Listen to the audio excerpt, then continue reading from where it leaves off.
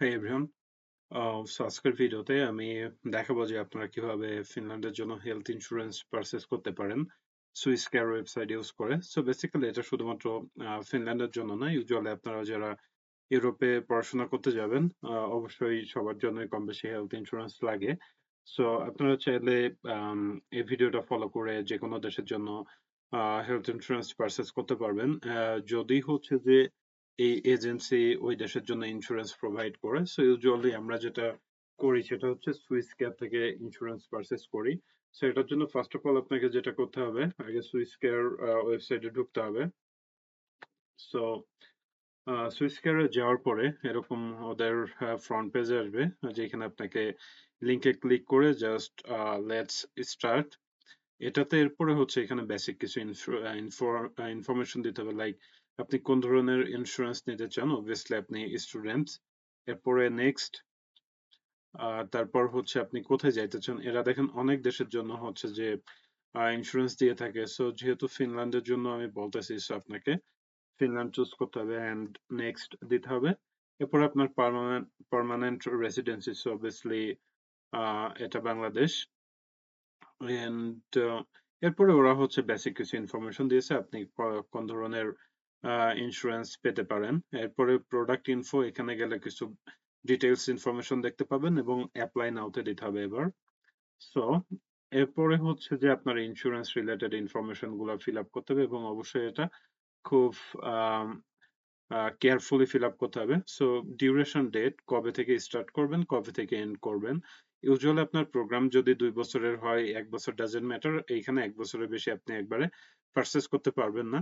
তো duration date হচ্ছে যে কবে দিবেন। ইউজুয়ালি সবচেয়ে ভালো হয় যে লেটস সে আপনি, আপনার ক্লাস শুরু হবে অগাস্টের 20 তারিখে, আপনি অগাস্টের 1 তারিখে দিলেন। এক্ষেত্রে যেটা হবে যে আপনি কিন্তু রেসিডেন্স পারমিট ওরা সেদিন থেকেই ইস্যু করবে যেদিন থেকে আপনার হেলথ ইন্স্যুরেন্সের ডেট স্টার্ট হবে, অ্যাটলিস্ট সেই ডেট থেকে, অথবা তার পরেও করতে পারে।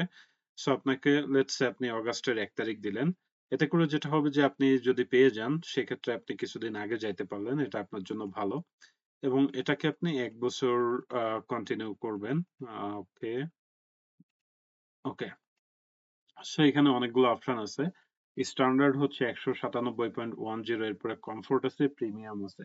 সো আসলে কোনটা নিলে ভালো হবে। ইউজুয়ালি ফিনল্যান্ডের ক্ষেত্রে আপনার প্রোগ্রামের লেন্থ যদি মিনিমাম 2 বছর হয় বা তার বেশি, তখন হচ্ছে আপনি 197.10 ইউরো যেটা, সেটা নিবেন। অথবা আপনার ডিউরেশন যদি 1 বছর বা 1.5 বছর হয়ে থাকে, তখন হচ্ছে আপনাকে এই যে 219 ইউরো যেটা, সেটা নিতে হবে।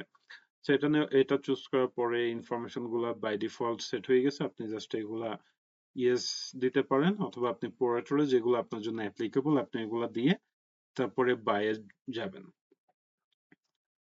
আম, এরপরে হচ্ছে ইম্পর্টেন্ট যেটা, সেটা হচ্ছে আপনার ইনফরমেশন গুলা প্রোভাইড করা। এখানে যে ইনফরমেশন গুলা প্রোভাইড করবেন ওইগুলাই হচ্ছে যে আপনার কিন্তু ইন্স্যুরেন্সে ভিজিবল হবে। সো অবশ্যই এগুলো আপনাকে প্রপারলি ফিল আপ করতে হবে। সো আপনি যেহেতু I live in another country, যেহেতু আপনি ইইউ এর বাইরে, সো আপনার ফার্স্ট নেম দিতে হবে, লাস্ট নেম দিতে হবে। লেটস সে আমি আমার ফার্স্ট নেম দিলাম,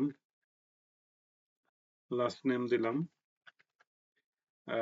জেন্ডার, অ্যাড্রেস হচ্ছে যে এখানে যেহেতু এখানে দেখেন যে আপনি নন ইউ এর বাইরে, এই জন্য অ্যাড্রেসটা হচ্ছে যে লাইক আপনার অ্যাপার্টমেন্ট, ইউনিভার্সিটি, ডরমিটরি, আপনি যে ইউনিভার্সিটিতে যাচ্ছেন সেইগুলোর ইনফরমেশন। লেটস সে আমি ইউনিভার্সিটি ইনফরমেশন দেবো, university of Helsinki, zip code 00790, city Helsinki, and country অবশ্যই Finland, where it is. Okay, country code 358, phone number হচ্ছে 1234567 8, একটা দিয়ে দিলাম আর কি।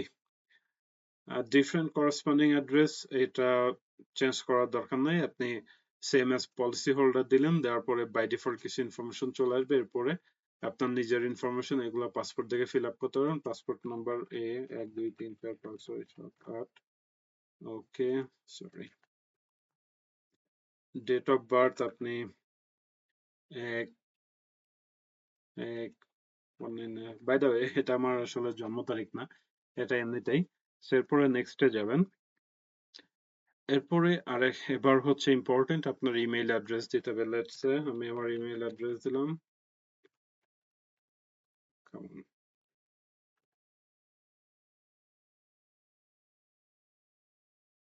এবং আপনি যখন ইমেইল কনফার্ম করবেন সেক্ষেত্রে এটা ভালো করে চেক করতে হবে, কারণ এটার পরে আপনি ইমেইল দিলেন, কনফার্ম করলেন, তারপর আপনার কার্ডের এটা দিয়ে আপনি পে করে দিলেন। সো এরপরে যেটা হবে যে আপনি যে ইমেইল অ্যাড্রেসটা এখানে দিচ্ছেন এই ইমেইল অ্যাড্রেসে ওরা কিন্তু আপনাকে কনফার্মেশন মেইল দিবে যে আপনি পেমেন্ট করে ফেলছেন, এবং একটা লিংক দিবে। ওই লিংকে যে আপনাকে এই সুইস কেয়ারে অ্যাকাউন্ট ওপেন করে ওইখানে দেখবেন যে আপনার ইন্স্যুরেন্সটা পারচেজ হয়ে গেছে, এবং ওইটা পিডিএফ আকারে আপনি ডাউনলোড করে নিতে পারবেন।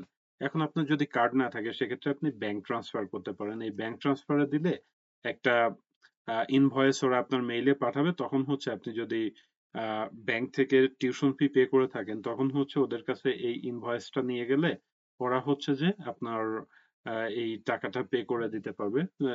এক্ষেত্রে অবশ্য কিছুদিন দেরি হবে, হয়তো 6-7 দিন মতো, বাট আপনি ইজিলি ব্যাংক ট্রান্সফার করতে পারবেন। সবচেয়ে ভালো হয় যে ক্রেডিট কার্ড দিয়ে আপনি, ক্রেডিট বা ডেবিট কার্ড যে কোনো কার্ড দিয়ে আপনি পে করে দিতে পারলে, যেখানে আপনার মানে ডলার এন্ডোর্স করা আছে, সেইভাবে আপনি ইজিলি হেলথ ইন্স্যুরেন্সটা পারচেজ করতে পারবেন। সো এটা নিয়ে যদি আপনাদের কোনো কোশ্চেন থাকে আপনারা কমেন্টে জানাতে পারেন, আমি আনসার দেওয়ার ট্রাই করব।